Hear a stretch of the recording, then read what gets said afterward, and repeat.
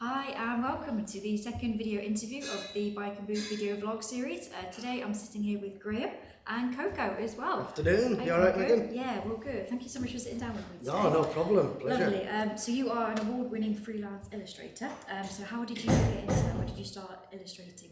Oh wow, so I probably started drawing when I was about 3 or 4, when I was young enough to draw on the curtains and the wall at home. And ever since then, I've just sort of continued that throughout, what I've done in my life. Academically, obviously did my GCSEs, excelled in art, went to college, did a 2-year course there, did art, did a foundation course in art and design for a year, and then I did a degree course in graphic design and illustration.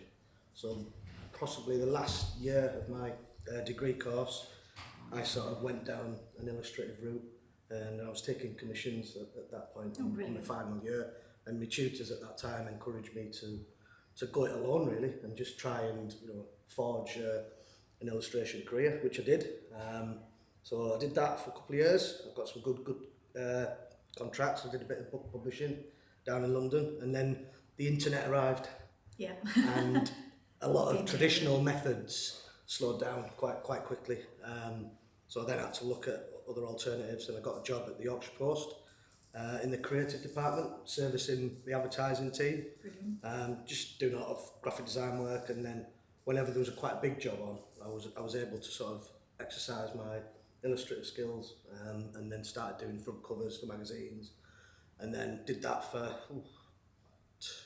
3 years, and then I quickly got a job in the editorial department, where I was then producing caricatures for sports pages and opinion pages, and from there on in I pursued sort of political cartoons, and then I managed to get a regular slot at the Yorkshire Post, so I had a page every Saturday, which was like the bumper edition, which was really nice and quite prestigious to get that, so I grasped that with both hands really. Yeah, amazing. Yeah. No, that's lovely to see. Obviously, you've had an interest and a talent from such a young age, and you've managed to make that into a career basically, which is fantastic. Yeah. So she's happy just looking at that as well. So. Oh, good. Oh, well, lovely. Yeah. So that must have been, that must have felt great being able to get that Saturday slot. It was brilliant. Yeah, it sort of, I'd say it sort of propelled me a wee bit, and then I was able to sort of, push my work out on social streams through Twitter, Facebook, etc., and just capture, a nationwide audience as opposed to a regional one in Yorkshire. So from then it's sort of spiraled, and it's been fruitful. Excellent, yeah, that does sound good, doesn't it? Lockdown sounds like it was quite good for you as well. It was, yeah. I was just about to touch on career, that. Yeah. Obviously, when the editor sent everybody home, we then had to try and sort of forge new ways of working quite quickly and adapt quite quickly. And I was producing cartoons regularly, and I was able to sort of put them out there quite quickly through social media. I tended to concentrate on sort of humanitarian issues throughout COVID, because we all know how tragic it was really. It was a terrible experience, terrible time for everybody. So I wanted to try and put a series of artworks out, encouraging people to be kind, and that's what sort of got me noticed really. I did a cartoon when there was it was just chaos in supermarkets. People were just sort of stripping shelves and stocking up on toilet rolls and tins, and there was just nothing left. And there was just I saw an old lady just down the aisle, just trying to reach for something on the top of the shelf, and there was just nothing on the shelves at all. And it was a real struggle at that time. And then I did a quick cartoon of her just in this, looking like a perspective shot down the aisle, just looking forlorn, this sort of silhouetted figure. And I put that out onto my Twitter, and news channels were getting in touch, went on the Jeremy Vine show, went on Sky, BBC. So just something so simple resonated with the public so quickly. Yeah, most definitely. And that's predominantly what I was doing at that particular point. I just carried on that theme, and just got sort of national recognition. So yeah, it was good. It was totally unexpected. Yeah. I didn't plan for that. I just did what I do, and it was nice that people were recognising that. So yeah, very it grateful. Sounds like it really hit home with people, that kind of work and things. So from this as well, you've won awards as well for your work. Yeah, Tell me about those. I'm a member of the Political Cartoon Society, and there's an annual award, and I won it in 2020 for Britain's best political cartoon. Amazing. And coincidentally, it was around the lockdown time, and it was when the pubs were allowed to open again. So we had Boris, it was Rees-Mogg, infamous Dominic Cummings, and they basically all went down the pub when they were allowed to. And I had a little drinks board, and I was playing mischief with some of the drinks names and things. So it worked quite well. And again, it was just something that people seemed to appreciate at the time. Yeah, something.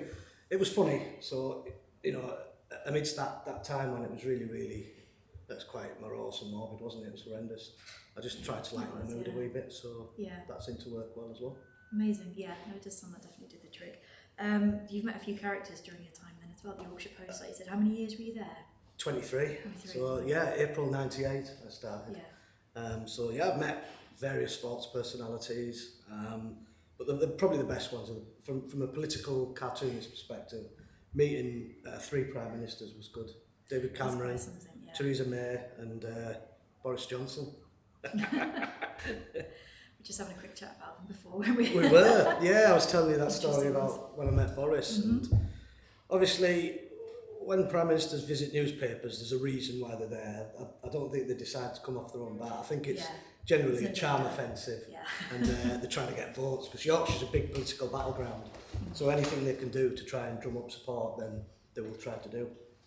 Usually when they used to come in, I was often the one that they saw at the end, just to break up the rigmarole of speaking with an editor who was probably set out to interrogate and get as much information as possible. So I was the light-hearted guy at the end that they all came to see, and generally had a bit of a laugh with, and they were off camera, off diary type thing. So it was always informal and relaxed. So Theresa May was really charming. I thought she was great. David Cameron, very polished. So if you tried to trip him up with anything, he'd be too sharp for anybody. I think he had every single answer prepared. And he was charming though. He was very, very pleasant. But Boris Johnson was easily the oddest. I think what you see with Boris Johnson is what you basically get when you actually meet him. So he just does go into character. I was telling you that story just before we did this interview, where I'm the last person to be seen, so I'm waiting outside the room where he is, and the door was slightly ajar, so I'm just sort of looking in to see what he's doing, see what's being said, just being nosy. And his PA obviously said, look, you've got the cartoonist coming in now, so 10-15 minute chat, and then we're done. And he sort of went into this strange hunch, started ruffling his hair, and I just thought, he's getting in character for me, because he's probably perceiving the cartoonist as being someone who's quite jovial, quite funny, and I'd like to think that I am. That's my personality anyway. But it was just odd the way he sort of went into character. Getting himself ready. But looking back, it's quite unsurprising, really, because he probably does that with a lot of people. I showed him a picture of him as a wrecking ball, chanced my arm just to see what he would say. You're never going to get that opportunity again, so you may as well try. So I produced the book, and I just went through quickly. I said, what do you think of this one?